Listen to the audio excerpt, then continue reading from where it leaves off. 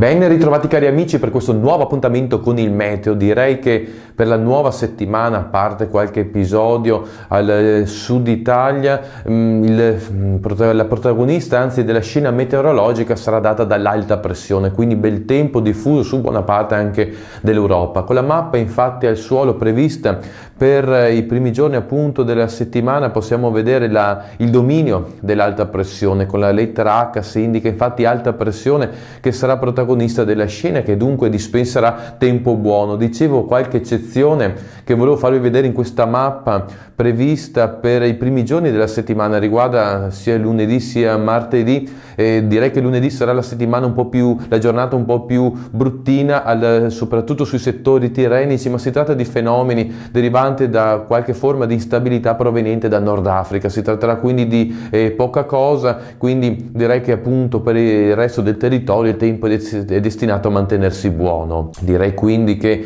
possiamo dire che non ci saranno grossi problemi per quanto riguarda la settimana. Anche dal punto di vista termico si assisterà ad un incremento delle temperature in quota, per cui prima di parlare nuovamente di freddo o neve, con buona probabilità bisognerà aspettare ancora tempo. Sicuramente in questa settimana non ci saranno tali condizioni. Per ora è tutto, auguro a voi tutti una buona settimana e se avete tempo e voglia ci vediamo nel prossimo appuntamento.